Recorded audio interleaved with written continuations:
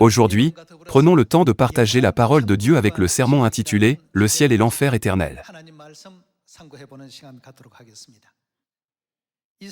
Pour tous ceux qui vivent dans ce monde, le temps qu'ils passent sur cette terre est une période d'opportunité. Au carrefour entre le ciel et l'enfer, Dieu nous a dit qu'il nous rendrait selon nos œuvres, selon la façon dont nous avons vécu notre vie sur cette terre.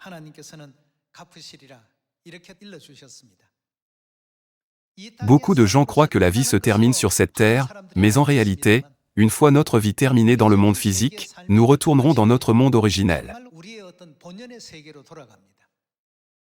Lorsque nous retournerons à cet endroit, notre sort au ciel ou en enfer sera décidé. Nous devons donc informer tous les gens que le temps que nous passons sur cette terre est la seule occasion de choisir le royaume des cieux.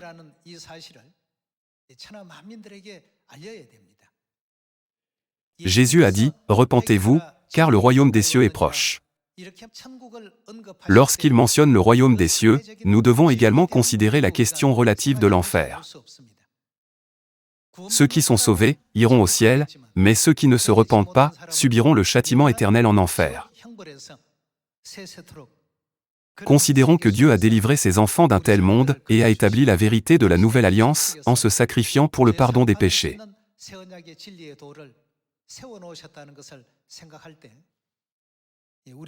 Réfléchissons une fois de plus, combien l'amour de père et mère pour nous est immense et profond,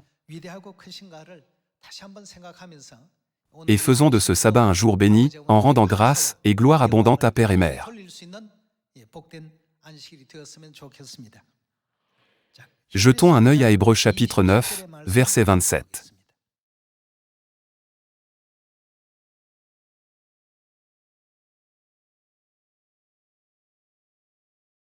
Et comme il est réservé aux hommes de mourir une seule fois, après quoi vient le jugement.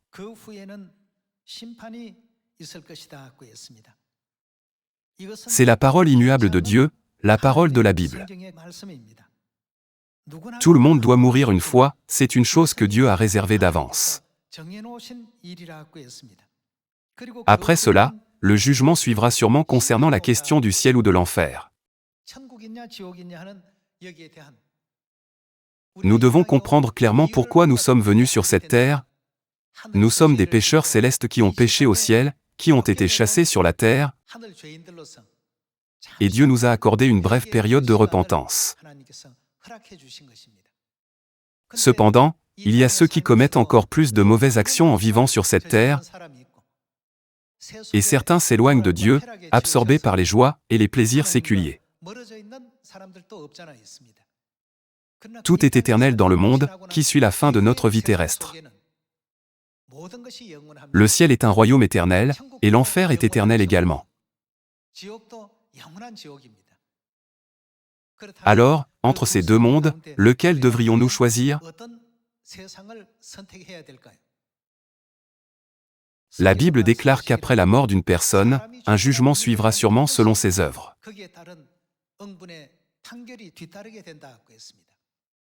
Puisque le titre d'aujourd'hui est le ciel et l'enfer éternel, examinons d'abord une scène concernant l'enfer. Jetons un œil à Apocalypse chapitre 20, verset 10.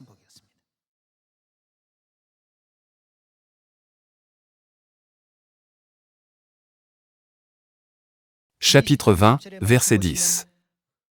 Et le diable, qui les séduisait, fut jeté dans les temps de feu et de soufre, où sont la bête et le faux prophète. Ils seront tourmentés jour et nuit, au siècle des siècles.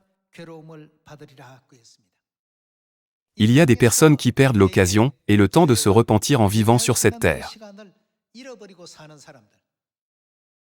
Certaines personnes du monde ne croient pas à l'existence du ciel et de l'enfer.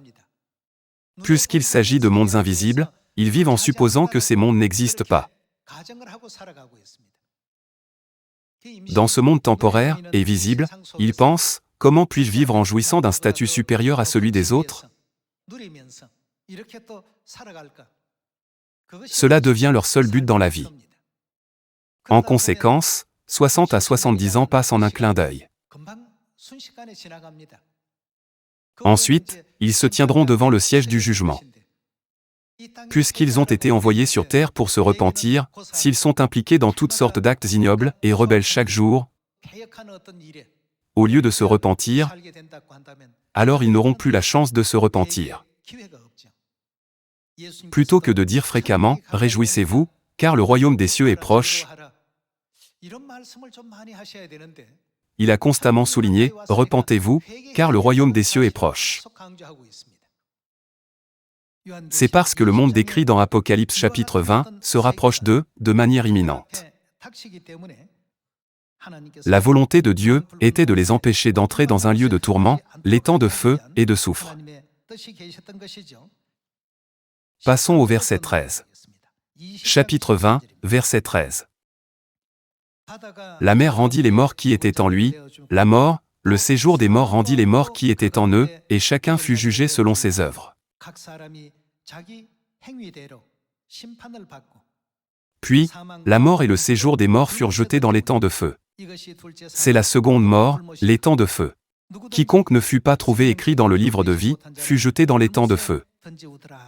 Dans la révélation montrée par Jésus-Christ, l'apôtre Jean a vu et écrit la scène concernant l'enfer exactement telle qu'elle était.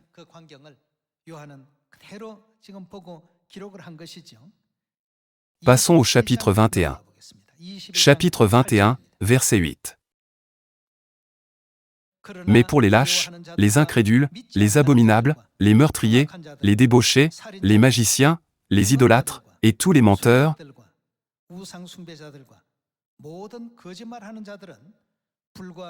leur part sera dans les temps ardents de feu et de soufre, ce qui est la seconde mort.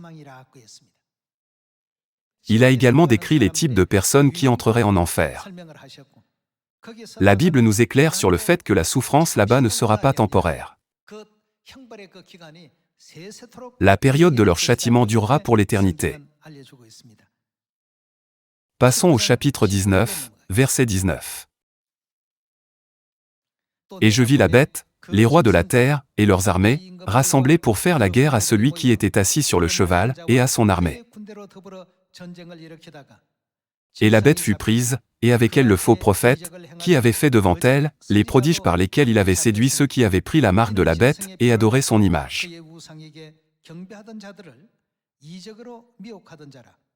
Ils furent tous les deux jetés vivants dans les temps ardents de feu et de soufre.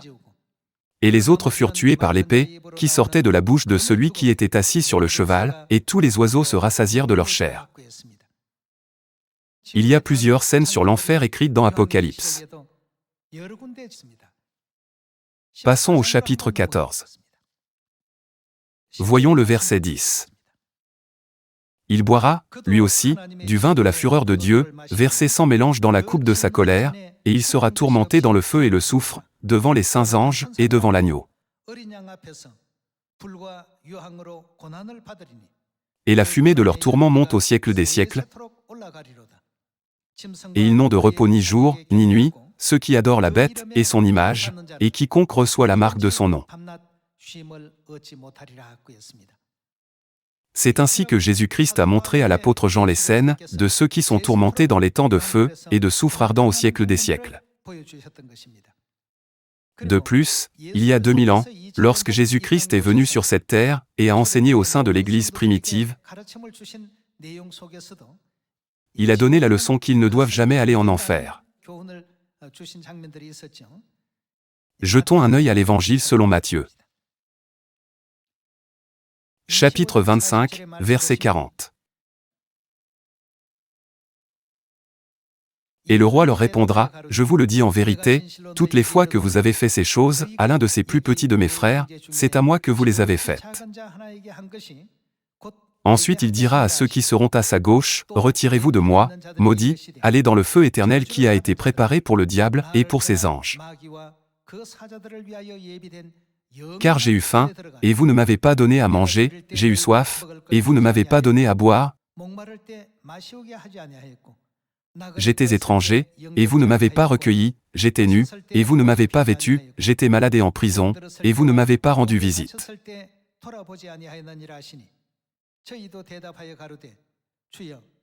Ils répondront aussi, « Seigneur, quand avons-nous vu ayant faim, ou ayant soif, ou étranger, ou nu, ou malade, ou en prison, et ne t'avons-nous pas assisté?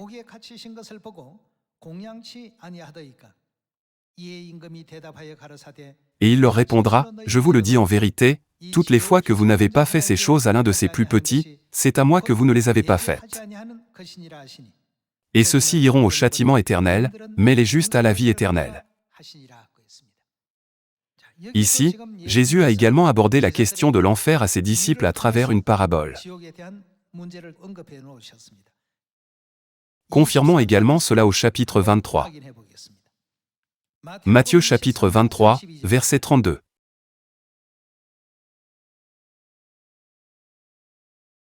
Comblez donc la mesure de vos pères. Serpents, race de vipères. Comment échapperez-vous au châtiment de la géhenne?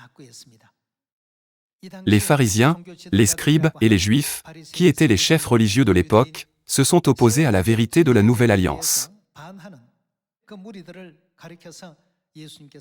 Jésus les a qualifiés de race de vipères et a déclaré qu'ils ne pourraient pas échapper à la condamnation à l'enfer. Passons à Matthieu chapitre 18.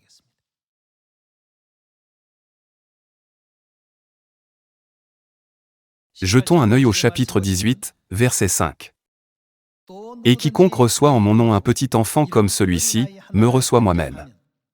Mais, si quelqu'un scandalisait un de ces petits qui croient en moi,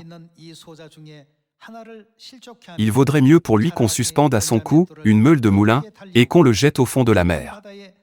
Malheur au monde à cause des scandales. Car il est nécessaire qu'il arrive des scandales, mais malheur à l'homme par qui le scandale arrive.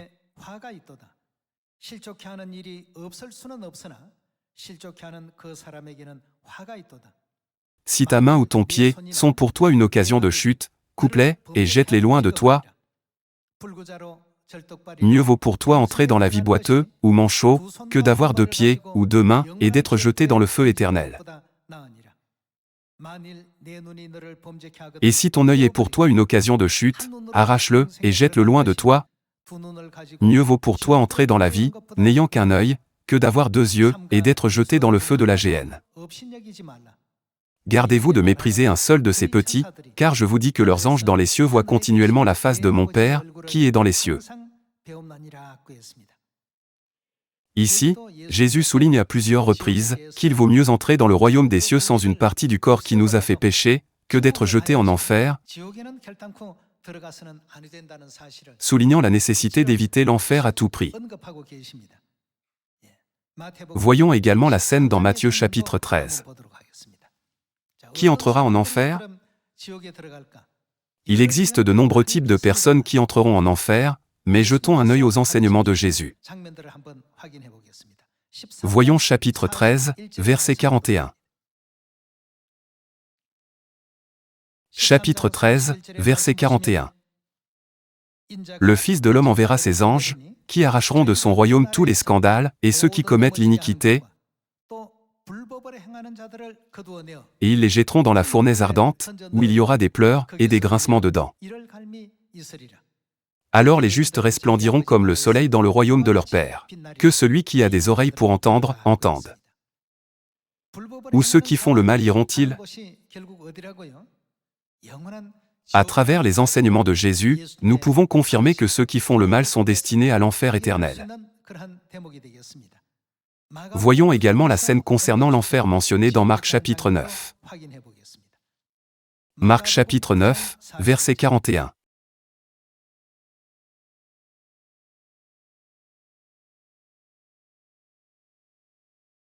Et quiconque vous donnera à boire un verre d'eau en mon nom, parce que vous appartenez à Christ, je vous le dis en vérité, il ne perdra point sa récompense.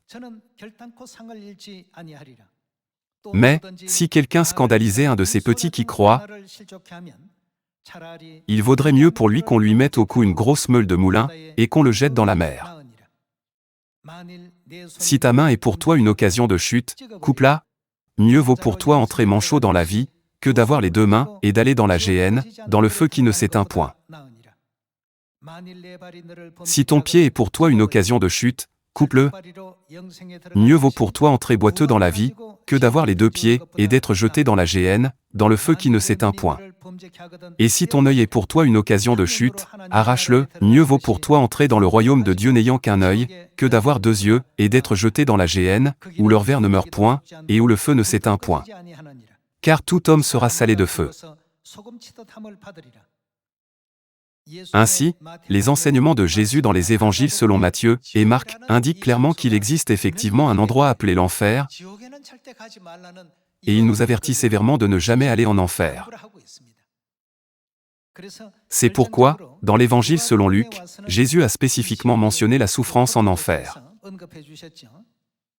Ouvrons Luc chapitre 16. Aujourd'hui, je lis des extraits de la Bible en transmettant les paroles prononcées directement par Jésus lui-même. Chapitre 16, verset 19. Il y avait un homme riche, qui était vêtu de pourpre et de fin lin, et qui chaque jour menait joyeuse et brillante vie. Un pauvre, nommé Lazare, était couché à sa porte, couvert d'ulcères, et désireux de se rassasier des miettes, qui tombaient de la table du riche, et même les chiens venaient encore lécher ses ulcères. Lazare a vécu une vie tellement misérable et vraiment déplorable. Après la fin de sa vie sur la terre, il est passé à une vie spirituelle. Passer signifie en fin de compte la mort physique. Voyons le verset 22. Le pauvre mourut, et il fut porté par les anges dans le sein d'Abraham. Le riche mourut aussi, et il fut enseveli. Ne dit-elle pas qu'après la mort vient le jugement? Voyons où l'homme riche est allé après avoir été jugé. Verset 23. Dans le séjour des morts, il leva les yeux, et, tandis qu'il était en proie au tourment, il vit de loin Abraham, et Lazare dans son sein. Il s'écria, « Père Abraham, aie pitié de moi,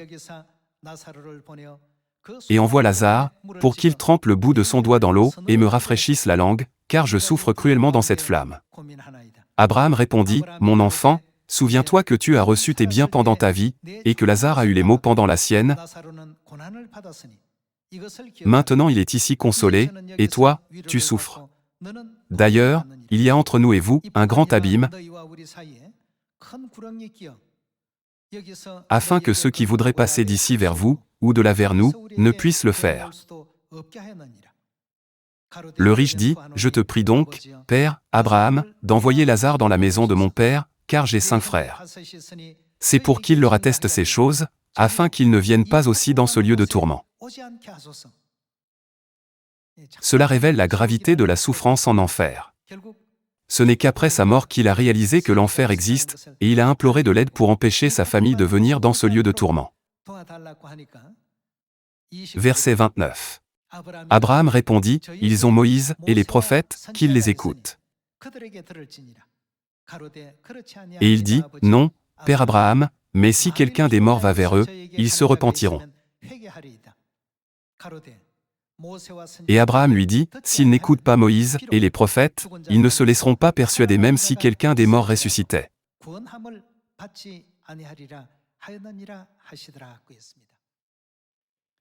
Il y a 2000 ans, à travers cette parabole, Jésus a expliqué à quel point le tourment de l'enfer est douloureux.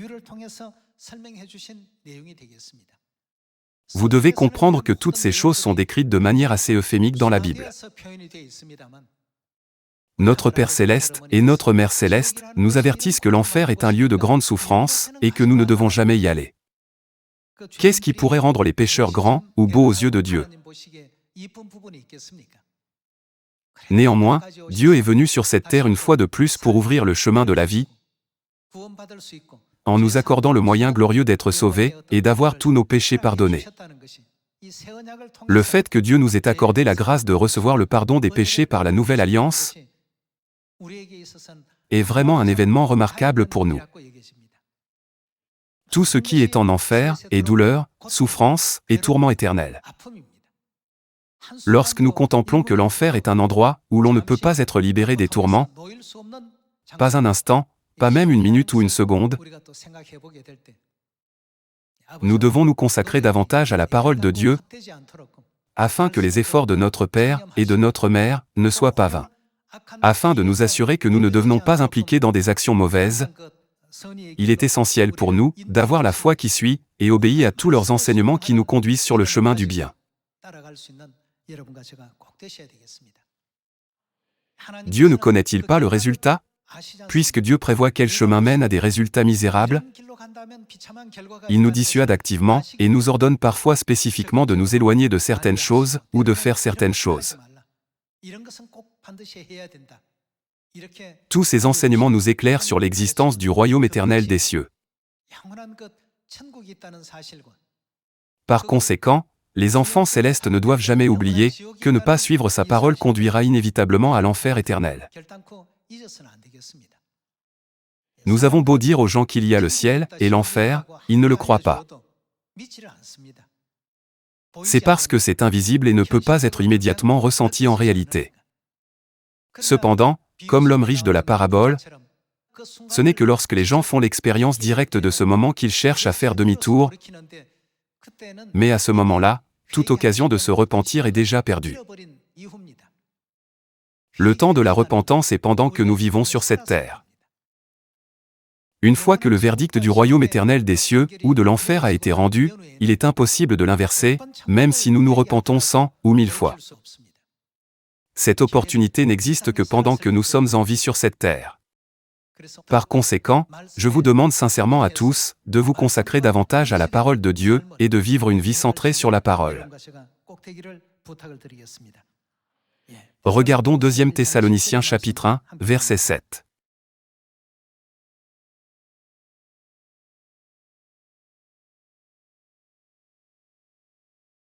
Et de vous donner, à vous qui êtes affligés, du repos avec nous, lorsque le Seigneur Jésus apparaîtra du ciel avec les anges de sa puissance, au milieu d'une flamme de feu.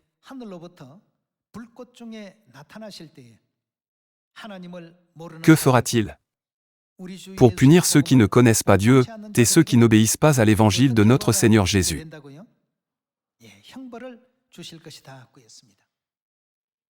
Dieu a donné aux êtres humains l'occasion de se repentir sur cette terre en les habillant de la tente de la chair. Qu'est-ce qui attendra ceux qui ont vécu une vie sans se repentir, en ne connaissant pas l'existence de Dieu le Père ou de Dieu la Mère, et en n'obéissant pas à l'évangile qui leur a été donné pendant le temps de la repentance? On dit qu'ils seront punis. Où sera le lieu du châtiment? Ils souffriront inévitablement pour toujours et à jamais, dans l'enfer éternel. Ce sont ceux qui ne connaissent pas Dieu, et ceux qui n'obéissent pas à l'évangile du Christ. Dieu ne cherche pas à contrôler l'humanité en la forçant à s'assujettir. Dieu nous demande de vivre une telle vie, parce qu'il veut que nous réalisions pleinement tous les péchés, et toutes les iniquités que nous avons commis dans le ciel, et que nous ayons la forte croyance que nous ne serons plus jamais impliqués dans ces péchés. Les gens de ce monde croient que le domaine tridimensionnel est visible et tout ce qu'il y a, alors ils ne sont pas conscients de l'existence d'un autre monde au-delà. Cependant, n'avons-nous pas appris que l'homme est composé de chair et d'esprit? Si la vie physique que nous vivons maintenant existe, alors le monde spirituel, où les esprits demeurent, doit également exister. Dans ce monde, ils souffriront, seront tourmentés, et souffriront au siècle des siècles. Sachant cela, Dieu a donné à l'humanité l'occasion d'éviter ce chemin. Pourtant, même après avoir été chassés sur cette terre, ils continuent à pécher en gardant leur arrogance et leur fierté, en proclamant « Je suis le meilleur. Je suis le plus grand. » Ils se trouvent sans temps pour se repentir, parce qu'ils poursuivent et apprécient les plaisirs du monde. Pour cette raison, Dieu lui-même est descendu sur cette terre en portant la tente de la chair, pour nous enseigner le chemin du retour au ciel et le moyen de recevoir le pardon des péchés lors de sa première venue et de sa seconde venue. N'est-ce pas le chemin de la vie? C'est pourquoi, comme il est écrit dans Michée chapitre 4 et Ésaïe chapitre 2, il est écrit « Il nous enseignera ses voies, afin que nous marchions dans ses sentiers. » Si Dieu nous jugeait immédiatement pour nos péchés, nous serions destinés à l'enfer. Cependant, il a fait preuve de patience, il nous a accordé une autre chance ici sur cette terre. Toute l'humanité qui est venue sur cette terre n'a besoin de rien d'autre. Vivre une vie consacrée à la repentance est le plus essentiel et important. En vivant une telle vie, devenons ceux qui peuvent rendre gloire à Père et Mère. Le royaume des cieux est un endroit sans mort, sans douleur, sans souffrance, ni tristesse, comme décrit dans Apocalypse chapitre 21. La Bible ne nous éveille-t-elle pas à travers divers versets qu'il existe un paradis où nous pouvons vivre dans la joie et expérimenter de nouvelles joies créées par Dieu chaque jour? Aujourd'hui, je vous exhorte sincèrement à vivre selon les enseignements de la vérité de la Nouvelle Alliance, afin que pas même une seule personne ne soit laissée pour compte, et que nous puissions tous entrer ensemble dans le royaume glorieux des cieux. Lorsque Dieu dit « n'ajoutez rien à la Bible et n'en retranchez rien », cela n'implique-t-il pas qu'il a déjà inclus dans les Écritures tous les chemins qui mènent au royaume des cieux? Cependant, aujourd'hui, de nombreuses églises autour de nous ajoutent des pratiques introuvables dans la Bible, tout en éliminant de nombreuses choses qui sont dans la Bible. Leur chemin mène à l'enfer, non au ciel. Dans la parabole de l'ivraie, qui aurait fait cela? Jésus a immédiatement reconnu qui avait fait cela. Le maître a immédiatement reconnu et a dit que Satan avait fait cela. Extérieurement, il semble qu'il croit en Dieu, mais intérieurement, il ne le croit pas. N'est-ce pas pourquoi la Bible les décrit comme des loups vêtus de vêtements de brebis? Puisque ce sont des loups ravisseurs, qui pillent nos âmes, nous devons avoir des sentiments de compassion pour chaque âme. Je dois les réveiller rapidement. Pour sauver correctement même une âme, vous et moi devons être capables de transmettre avec précision ce message réaliste. Jésus a dit qu'il est venu du ciel sur cette terre pour chercher et sauver les perdus. Par conséquent, nous devons également avoir la même intention juste. Je souhaite sincèrement que chacun de vous puisse laisser de nombreuses belles œuvres de repentance aux yeux de Dieu. En espérant que vous recevrez beaucoup de grâce des paroles d'aujourd'hui, j'aimerais conclure ce sermon. Merci.